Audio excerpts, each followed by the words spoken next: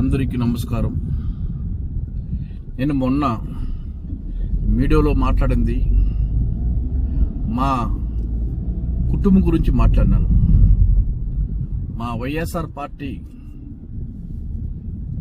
మా ముఖ్యమంత్రి గారి గురించి నేను న్యాయం కోసం అడిగిన తప్ప వేరే విధంగా నేను ఎప్పుడు కూడా మాట్లాడడం లేదు.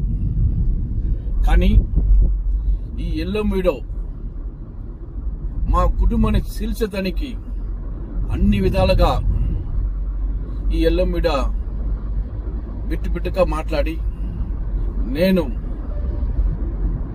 వేరే వ్యతిరేకంగా మాట్లాడినట్లు మమ్మల్ని దుష్టప్రచారంగా ఈ విధంగా ఎల్లో మీడియా చూపించింది. ఒక్కొక్కరు కానీ దళితుడు దొరికితే ఎట్టనా దీన్ని సీల్ చేయాలా, ఏ విధంగా ఇతన్ని బయట పంపించాలా అనేది ఉంటుంది తప్ప నేను తప్పుగా మాట్లాడింది కాదు.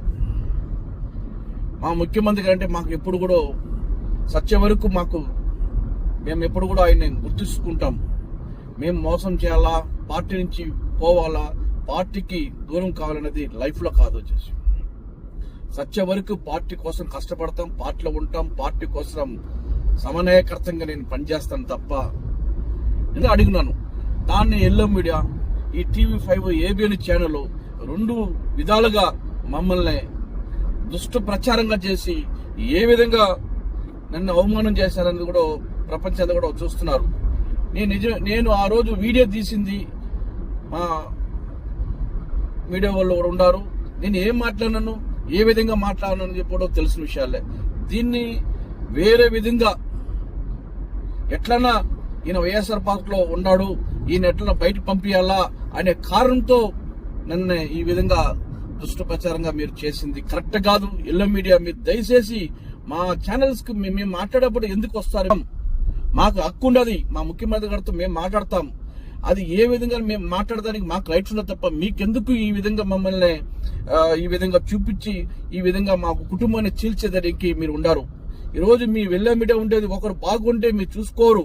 ఈరోజు చూస్తున్నాం అన్ని ఛానల్స్ ఏ విధంగా మమ్మల్ని చూపించినారు, మీరు ఏ విధంగా మీరు మమ్మల్ని వెడగొట్టుతున్నారు అనేది కూడా కొంచెం ఆలోచించండి.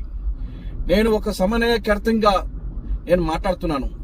నా హక్కు కావాలని అడిగినాను తప్ప నేను వేరే విధంగా నేను మాట్లాడలేదు. దీన్ని అర్థం చేసుకోవాలా. కానీ ఇది మీరు ఏదో ఒక మీకు ఛానల్స్ కావాలా, మీకు ఏదో ఒక ఎమ్మెల్యే మాట్లాడితే అది మీకు ఫోకస్ కావాలా అనుకుంటారు. కానీ ఇది కరెక్ట్ అయిన మీడియా కాదు. మీరు మీడియా మా పెద్దడి గారు దేవుడు, ఆయన గుండెల్లో ఎప్పుడూ మేము ఉంటాము. మేము ఆయన కోసం కష్టపడతాం, సమన్వయకర్తంగా ఉంటాము. మేము దళితులు కూడా ఆయనకి ఎప్పుడు ఉంటాము. ఎందుకంటే నేను ఎక్కడో ఉండే ఒక మనిషిని తెచ్చి ఎమ్మెల్యే చేసినారు. ఆ విశ్వాసం ఎప్పటికి ఉంటుంది. కానీ మేము ఆ మోసం చేసేది మాకు తెలీదు, మోసం చేయము. అది కూడా మీరు తెలుసుకోవాలా. అదేవిధంగా మన పూతలపట్టు నియోజకవర్గం ప్రజలు, నాయకులు నాకు కోసం పాడుపడిన ఎంతో మంది ఉన్నారు. అటువంటి నాయకత్వంలో నేను మోసం చేయాలా, నేను పోవాలనేది ఎప్పుడు ఉండదు, నేను చేయను. అటువంటి తప్పుడు వార్తలు నమ్మొద్దండి. నాకు మీరంటే ప్రాణము, మా ప్రజలంటే అన్ని విధాలుగా మిమ్మల్ని నమ్ముకొని మేము వచ్చినాము, ఓటేసి గెలిపించినారు. ఈరోజు న్యాయం కోసం అడిగినాము.